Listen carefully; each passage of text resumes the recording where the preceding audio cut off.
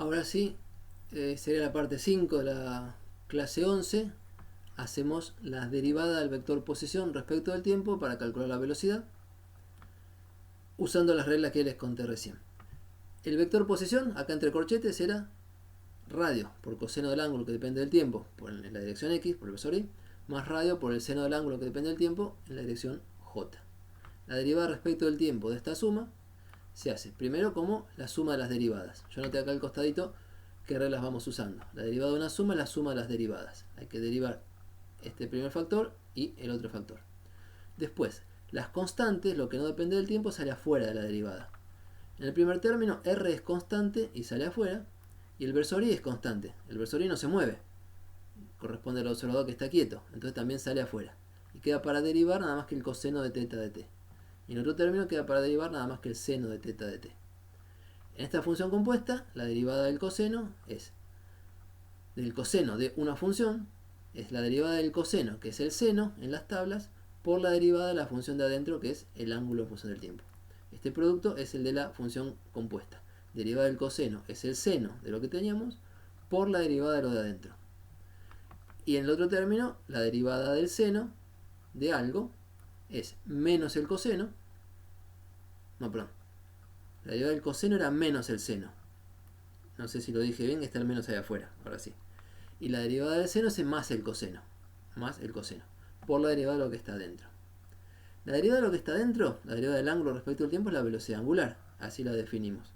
Entonces, pasado en limpio, tenemos una componente, menos r, por la velocidad angular, que es función del tiempo, por el seno del ángulo, que es función del tiempo, por el versor y otra componente parecida con coseno en la dirección del versor j.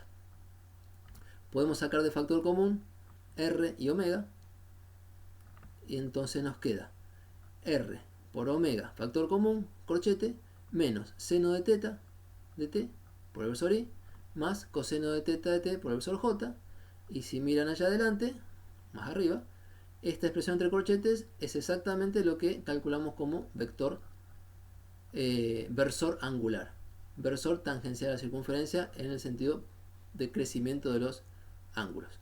Entonces la velocidad vectorial bien calculada, rapidito pero bien calculada porque hicimos la derivada, da un escalar por la dirección angular, o sea, da una dirección tangencial como corresponde. Sabemos en general que la velocidad define la dirección tangencial, y en una circunferencia la dirección tangencial es la dirección angular de las coordenadas polares.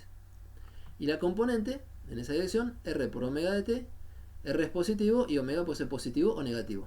Entonces la velocidad puede apuntar a favor del ángulo angular polar o en contra, perdón, a favor del versor angular polar o en contra de ese versor, cuando omega es positivo o negativo.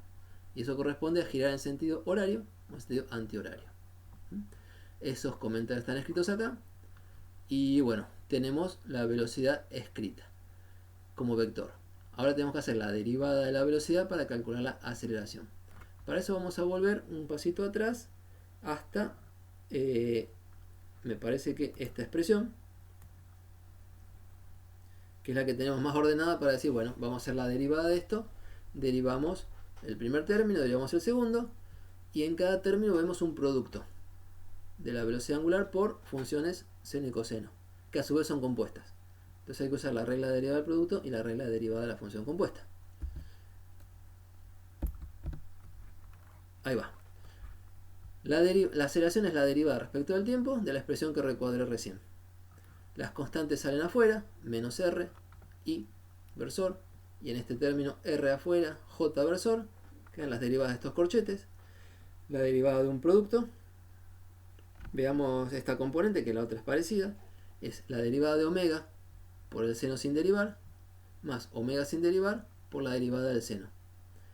Y en el segundo renglón está el otro término, la otra componente en el versor j. Entonces quedó la derivada de omega respecto del tiempo, que es la aceleración angular, la copio en el siguiente, y el seno sin derivar. Acá la velocidad angular la copio y la derivada del seno de algo la hago con regla de la cadena. La derivada del seno es el coseno por la derivada de lo de adentro. Entonces aparece de vuelta acá la velocidad angular. Una porque no la derivamos, esta vez no la derivamos, y otra porque derivamos el ángulo. Y esta derivada es la velocidad angular. Entonces en el próximo paso habrá que juntar esta con esta para hacer una velocidad angular al cuadrado. El renglón que sigue es similar, pero la componente en el versor j. Y lo que les decía es, miren el primer renglón. Distribuyo el corchete y queda menos r por alfa por el seno de teta, menos r por alfa más seno de teta, acá está, por el versor i. Y el otro término queda menos r por omega es menos r por omega cuadrado por el coseno del ángulo, por el versor i. O sea, del primer renglón, componente es x, versor i, sacamos dos términos.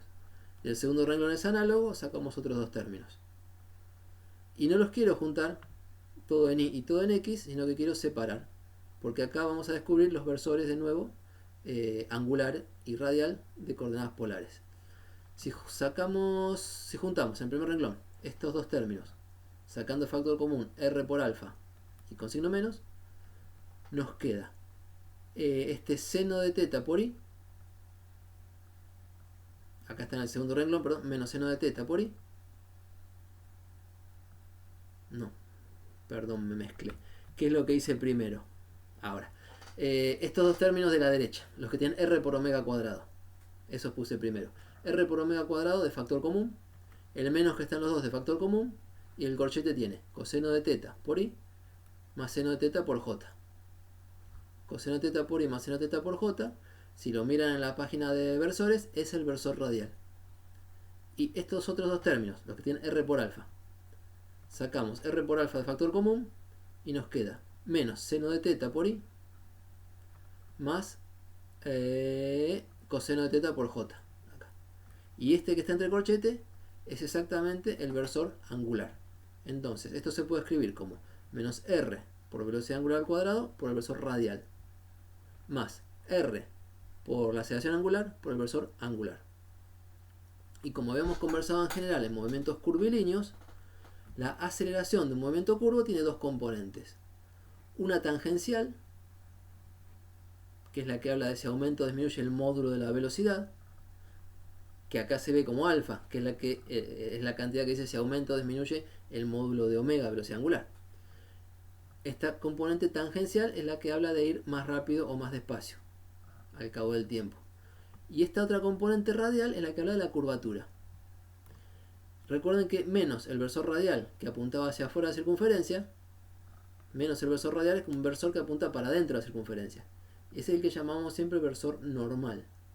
Entonces esto se puede escribir como más r omega cuadrado por el versor normal a la trayectoria, que apunta hacia adentro de la circunferencia.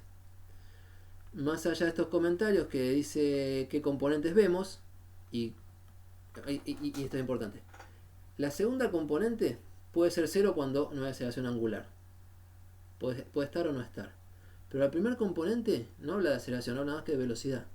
O sea que apenas haya algo moviéndose en la circunferencia, seguro esto es no nulo, seguro hay componente radial de aceleración. Y eso es porque la trayectoria es curva, y moverse en una trayectoria curva siempre implica una aceleración hacia el lado de adentro de la curva. Entonces, todos esos comentarios están escritos acá, y pasado en limpio como resumen, la velocidad la hemos calculado como r por velocidad angular por la dirección angular versor teta, y la aceleración con dos términos. Una parte normal, acá ya le cambié el signo al versor r y puse el versor n, a ver si entra en la página. No. Bueno, ya me voy. Donde decía menos versor r, que va hacia afuera de la circunferencia, tenemos más versor n que va hacia adentro de la circunferencia. Y hay dos componentes, una normal y una tangencial. Cuando haya problemas de movimiento circular, es importante darse cuenta de la velocidad como vector para dónde apunta. Y es importante reconocer las dos componentes y volcarlas bien a los dibujos. Otra cosa que se leen acá es que el módulo de la velocidad estaba por el módulo de r por omega, o sea, r por módulo de la velocidad. La velocidad, que siempre es tangencial, velocidad vectorial, la que se mide en metros sobre segundo, es omega por r, respetando el signo. Las unidades están bien porque omega tiene unidades de 1 sobre tiempo, me olvido de los radianes, y r tiene unidades de metros o longitudes. Entonces, longitud sobre tiempo da velocidad. Es el momento en poner omega y olvidarse de los radianes. Y la otra cuestión que se lee es que la componente normal de la aceleración siempre es r por omega cuadrado. La aceleración siempre tiene una componente normal que se suele llamar centrípeta, porque en una circunferencia apunta hacia el centro de la circunferencia, que vale omega cuadrado por r. Siempre que haya giro, hay aceleración normal. Siempre que haya giro, hay velocidad angular. Siempre que haya velocidad angular, la cuenta algo me va a dar. Y la aceleración normal siempre apunta hacia adentro. Y la aceleración puede o no, según el caso, tener componente tangencial, que vale alfa por r. Alfa por r. Depende de si hay alfa no nulo, si hay aceleración tangencial no nula. Bien, y después discusiones de signos y cosas y algún dibujo para visualizar. En un instante de un giro, en un ejemplo, puede ser que tengamos, bueno, seguro la posición, la velocidad angular positiva, en convención trigonométrica, es decir, girando para aquel lado, hacemos esta flechita curva para decir cómo gira, la velocidad es así en rojo, y puede ser que la aceleración de pronto apunte como esta flechita verde, es un verde oscuro, en una dirección que no es ni la normal ni la tangencial, porque decimos que la aceleración en general tiene dos componentes, una normal y una tangencial, que son las proyecciones sobre las direcciones normal y tangencial, que son las proyecciones sobre los versores normal y tangencial, o si quieren, sobre los versores radial y angular. Acá están recuadradas las fórmulas prácticas de cuál es el valor de la aceleración normal y cuál es el valor de la aceleración tangencial, que son dos componentes de una sola flecha aceleración.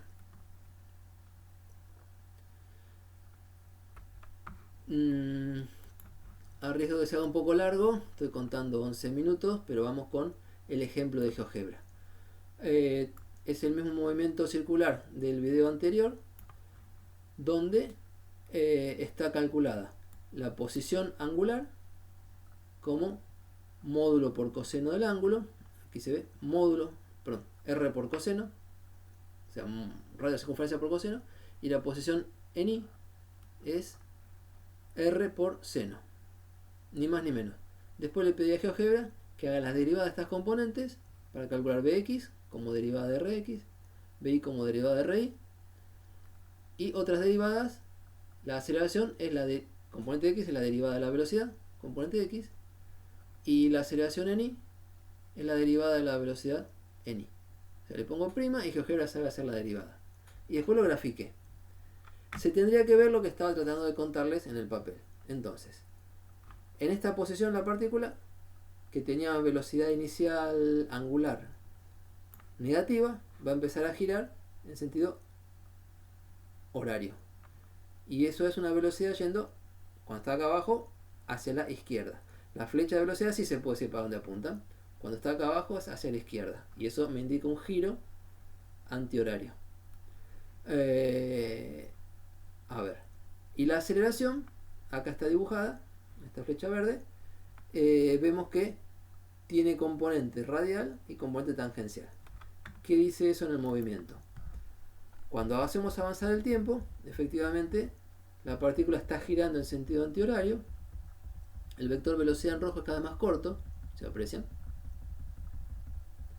Y la aceleración, me gustó parar acá, tiene dos componentes. Una, en la dirección radial hacia adentro de la circunferencia, por eso se la llama centrípeta, que tiene que ver con la curvatura, y una en la dirección tangencial. Podemos hacer una dirección tangente rápidamente. Se ve que en la dirección tangencial tenemos una componente de aceleración. Esa componente tangencial se está oponiendo a la velocidad y es la que frena, la que hace que vaya más despacio. Hay una que frena y otra que curva. La componente centrípeta de la aceleración se encarga de curvar, la componente tangencial en este momento está encargando de frenar.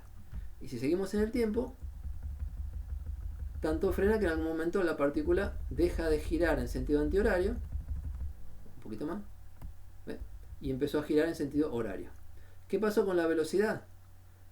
En rojo hay que no se ve, la velocidad se hizo cero. En ese instante la partícula se detiene.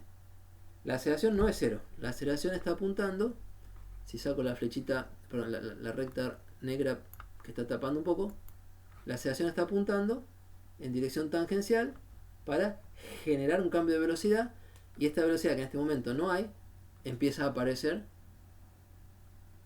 en la dirección de la aceleración y nos hace girar la partícula en sentido horario. Eso es lo que pasa al seguir el tiempo. La partícula vuelve a girar para aquel lado. Y la aceleración, de vuelta, me gusta para acá, tiene componente normal hacia adentro, que es la que hace la curvatura, que siempre va a estar en el momento circular, y componente tangencial a favor de la velocidad, que es la que ahora lo hace ir cada vez más rápido. Bueno, este archivo está subido junto con las clases en un rato, y espero que puedan visualizar todo lo que hacemos en las cuentas.